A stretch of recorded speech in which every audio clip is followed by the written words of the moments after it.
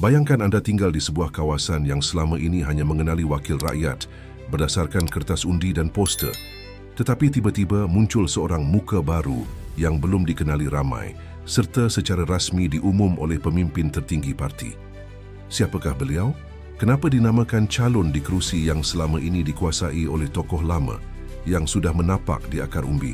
Bersiaplah kerana kisah ini bukan saja membabitkan persaingan politik tetapi juga membawa refleksi terhadap bagaimana pemimpin baru muncul dan masyarakat menilainya.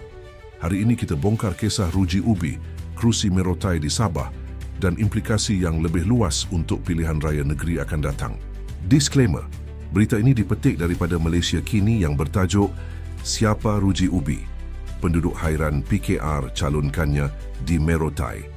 Salam sejahtera kepada para sahabat penonton semua, bertemu kita sekali lagi dalam channel The Scream Media. Sebutlah nama Ruji Ubi berulang kali, kebanyakannya akan memberikan reaksi dengan wajah terpinga-pinga. Agak sukar bagi sesiapa mengenali Ruji Ubi di Merotai, melainkan hanya segelintir orang, itu pun mendengarnya sepintas lalu. Bekas pegawai kanan kerajaan persekutuan itu diperkenalkan oleh Perdana Menteri Anwar Ibrahim sebagai muka baru dari PKR yang akan bertanding di kerusi yang sebelum ini tidak pernah ditandingi parti tersebut. Ini menyebabkan penduduk berpendapat ia mungkin bakal menjadi cabaran kepada parti berkenaan. Ruji muncul buat pertama kali di pentas politik apabila Anwar memperkenalkannya dalam satu himpunan reformasi di Tawau September lalu. Dia bersara awal dari perkhidmatan awam pada 21 Jun tahun ini pada usia 55 tahun. Merotai terletak kira-kira 30 km atau 40 minit perjalanan dari Tawau dan merupakan kawasan yang dikelilingi ladang luas. Secara tradisi penduduknya terdiri daripada petani dan nelayan. Namun kini ramai anak muda bekerja di Bandar Tawau atau bekerja sebagai kaki tangan kerajaan di kawasan berhampiran. Di sini reputasi ahli politik bergantung kepada sejauh mana mereka turun padang dan bukan sekadar populariti. Saya tak berapa kenal Ruji, jadi susah nak komen, kata Alexius Libin, 18, pengundi muda dari Kampung Iban. Mungkin dia ada program melalui agensi kerajaan, tapi jarang kami dengar, kata bapa muda kepada bayi berusia 18 bulan itu.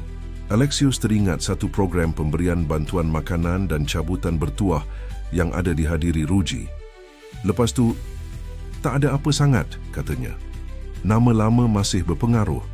Ketika ditanya kepada penduduk, dua nama sering disebut, iaitu Liu Yunfa daripada Parti Harapan Rakyat Sabah dan penyandang kerusi dari Warisan Sarifuddin Hatta. Liu yang pernah menjadi wakil rakyat Merotai 2004-2008 sebelum berselisih dengan UMNO, masih dikenang kerana pendekatan turun padangnya.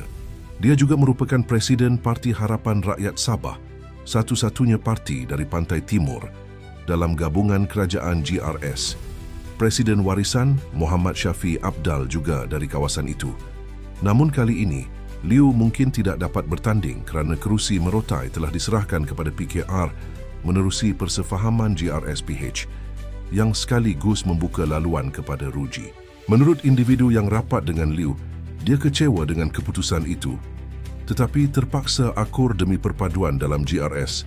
Bagi ramai di Merotai, Liu tetap sinonim dengan kerja-kerja akar umbi seperti membaiki jalan, memasang lampu solar serta mengetuai projek komuniti dan kesihatan.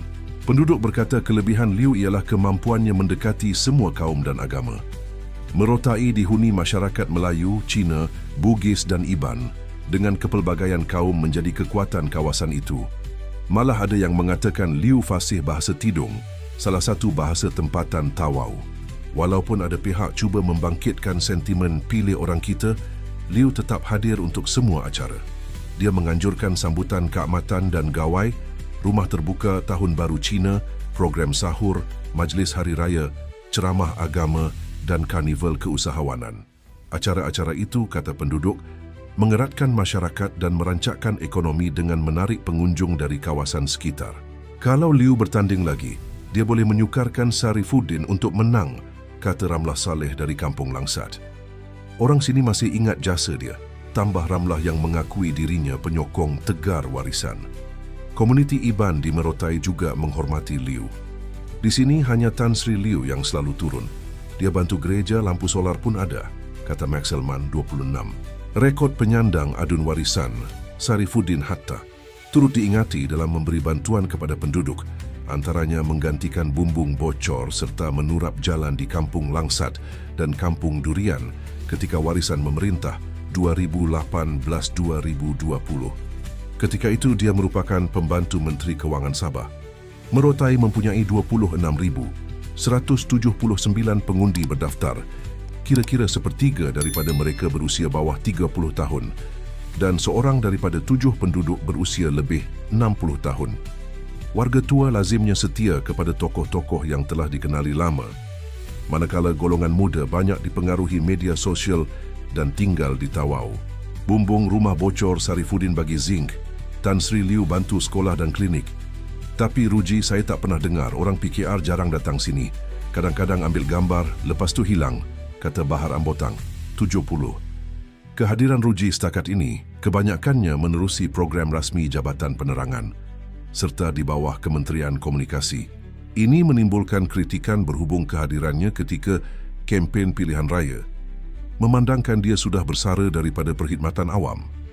Tidak jelas mengapa dia masih menggunakan jabatan kerajaan untuk menjalankan aktivitinya. Beberapa program turut menampilkan cabutan bertuah dan persembahan pentas, namun penduduk berkata usaha itu tidak dapat menaikkan namanya. Penyokongnya pula menegaskan dia seorang teknokrat yang memiliki imej bersih dan berkaliber, serta berpotensi memimpin Sabah kelak. Namun poster dan kain rentang sahaja tidak memadai selagi penduduk tidak bertemu batang tubuhnya sendiri. Calon Ketua Menteri. Nama Ruji kebelakangan ini juga disebut-sebut dari warung kopi ke aplikasi WhatsApp sebagai calon Ketua Menteri sekiranya PKR beraksi cemerlang dalam pilihan raya akan datang. Ramai penduduk pernah mendengar kabar itu tetapi tidak menganggapnya sebagai serius. Ya, saya dengar kata Ruji mungkin Ketua Menteri seterusnya. Tapi saya rasa itu sekadar cakap-cakap. Mungkin dari orang Kota Kinabalu nak naikkan dia, kata Ardiansyah Hadi, 45, peniaga kecil dari kampung Kuala Merotai. Katanya, kabar itu tidak meyakinkan penduduk melainkan sekadar menimbulkan rasa ingin tahu. Di sini orang tengok apa yang kamu buat, bukan gelaran kamu, tambahnya. Penduduk lain yang ditemuinya juga berkongsi pandangan sama, iaitu berpendapat nama Ruji mula dikenali, tetapi ramai tidak tahu mengenai peranannya. Hakikatnya, nama Ruji bukan kecil anak. Dia antara pegawai tertinggi Kerajaan Persekutuan dari Sabah dan pernah menjadi Ketua Setiausaha Kementerian Dalam Negeri, Timbalan Ketua Setiausaha Kementerian Pertahanan dan Pengarah Pejabat Pembangunan Negeri Sabah. Dia juga pernah mengetuai Eskom sebagai Ketua Pegawai Eksekutifnya. Pertembungan sengit. Kerusi Merotai dijangka menyaksikan pertandingan 6 penjuru. Selain Ruji, calon lain termasuk PAS, di bawah PN, Parti Impian Sabah dan beberapa calon bebas. Sabah akan mengadakan pilihan raya negeri ke-17 pada 29 November dengan penamaan calon pada 15 November.